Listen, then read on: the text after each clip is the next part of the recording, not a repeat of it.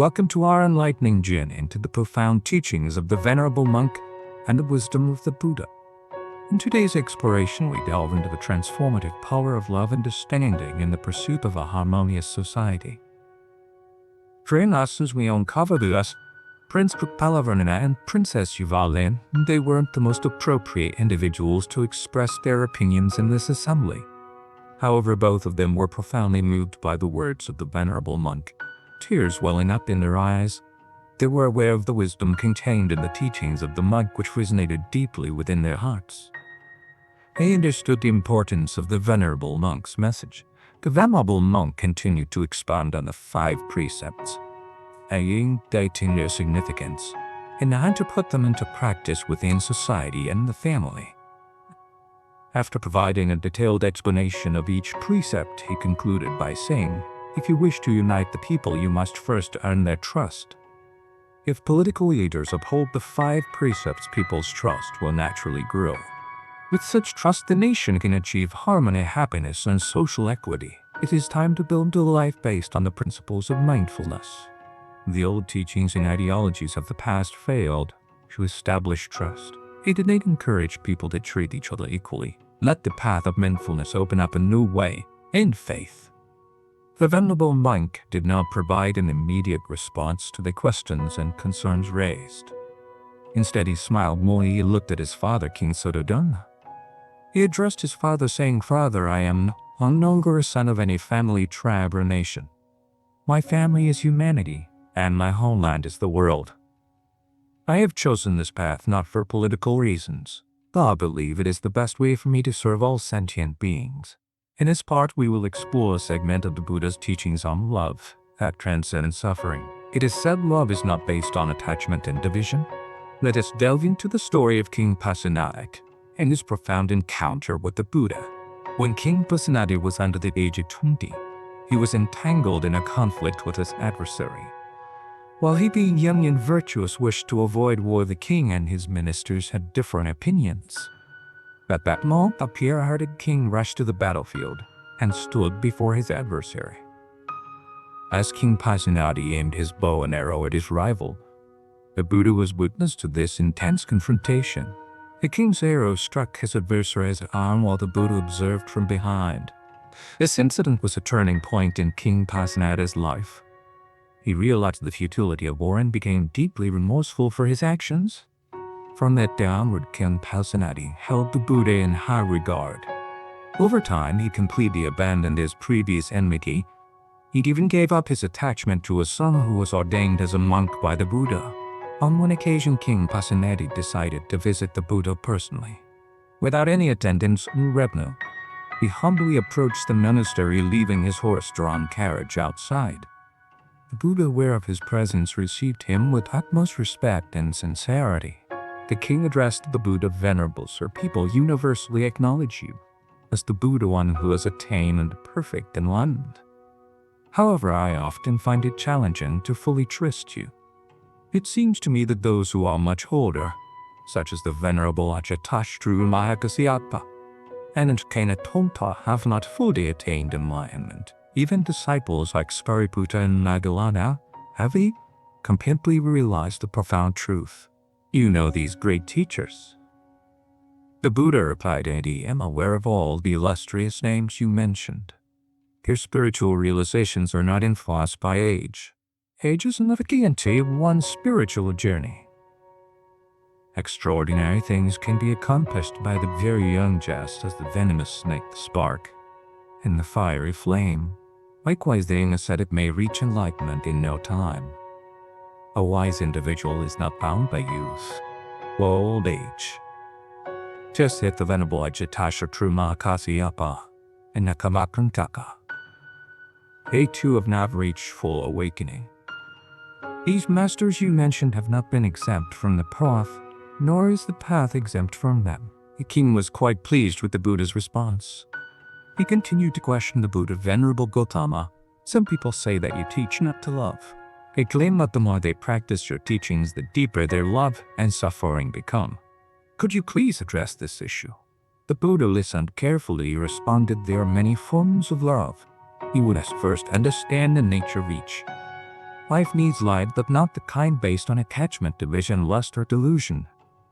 Most people are limited to loving their parents, partners, children, relatives, and fellow citizens.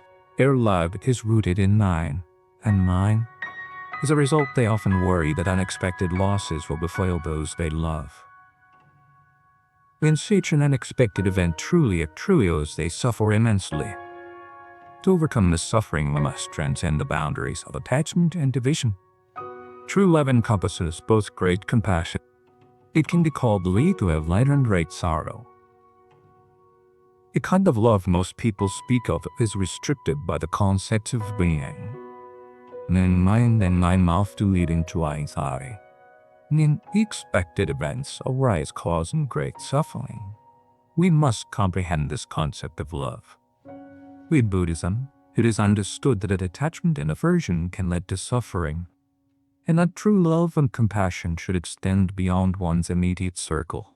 Love in its purest form is characterized by loving kindness and compassion. Compassion brings joy and relief to others, while loving kindness is the heart source of happiness for oneself and all beings. Both of these qualities are selfless and don't seek personal gain. Islam is not limited to one's parents, spouse, children, relatives, or fellow citizens. It encompasses all living beings. In this boundless love, there is no distinction between mine and others. It is because there is no separation that there is no suffering. Love and compassion in their fullest sense bring happiness and alleviate suffering. They do not bring sorrow or pain. If you as a leader of a country practice love and compassion, your people will undoubtedly benefit. The welfare and security of a nation should not depend on the weakness or turmoil of other nations. Then the sustained peace of a just world, cooperation among all countries is essential, with the primary goal of the well-being of the masses. If you wish for peace in your own land while not desiring the death and suffering of young people in other nations, you must contribute to the stability of other countries. True peace and prosperity require policies based on compassion and diplomacy. But how can one love without attachment or aversion? How can a parent's love for their child be free from worry and suffering? The nature of our love must be examined. Our love should be a source of peace and happiness for both ourselves and others. If our love has a possessive element, it is likely to lead to suffering. In Buddhist philosophy, love should bring equanimity and happiness to all. It doesn't seek personal gain, and it isn't conditional. It is a form of love that embraces all beings and doesn't discriminate. This kind of love brings about harmony and happiness, but all transcending the boundaries of mine and others. Love should be offered freely, unburdened by attachment, aversion, or self-interest. In this way, we can cultivate genuine love and compassion, promoting peace, happiness, and well-being for ourselves and the world at large. The principles of nonviolence and loving kindness are essential, and they can be practiced without the use of force or coercion. This is the path to true enlightenment and a more harmonious world. In our pursuit of happiness, we often fail to provide true peace and joy to others. We may inadvertently subject them to suffering.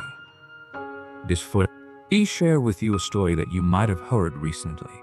In a certain city, a tragic incident occurred due to a mother's belief that her son had been rejected when he chose to marry. She sought to marry her son to her daughter instead of a son, and in doing so believed she lost her son and her hopes of advancement. Killed by this love, she poisoned the young couple's food, ending their lives tragically. Understanding and love are intertwined. When we truly love someone, we should seek to understand their pain and aspirations. If you wish to make your loved ones happy, you must first learn to understand their suffering and desires. Once you comprehend them, you can assist in alleviating their pain and fulfilling their wishes. This is the essence of true love. This is merely an egotistical desire to possess and meet one's own needs, and it is an erroneous path. In society, everyone experiences suffering and desires. If you can understand these, you can genuinely support and love others.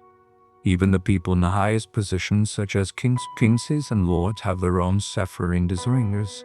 If you can understand these, you can bring them joy. When every person experiences peace, happiness, and delight, You will also understand the true meaning of these states. This is the definition of love and penance.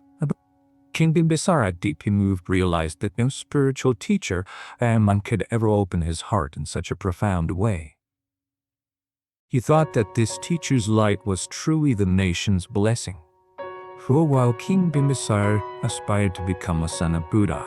Then he looked up and spoke to Buddha, saying, "I am deeply moved by your profound teachings on various aspects of love. But there is one thing that troubles me. You said that love based on desire leads to pain and suffering, while love based on compassion brings peace and happiness. Although I understand the selflessness and altruism of compassionate love, I still believe it will involve suffering. I love my people dearly. When they suffer from natural disasters and hardships, their pain becomes my own. And sure, you would also feel sorrow when you see others suffer or die. It is a good thing, but I believe it brings its own suffering. When you witness others' illness or death, you will undoubtedly experience pain. This is a question that deeply troubles me." As we conclude our journey through the teachings of love, compassion, and enlightenment, we are reminded that the path to true happiness lies in understanding selflessness and boundless love. The story of King Bimbisara's heartfelt inquiry reflects the universal concern about the potential suffering inherent in love. The Buddha's response invites us to transcend the limitations of attachment and division, offering a profound perspective on genuine compassion. May these teachings inspire us to cultivate a love that brings peace, happiness, and alleviates suffering for ourselves and the world. Thank you for joining us on this enlightening odyssey, and may the light of wisdom guide your path.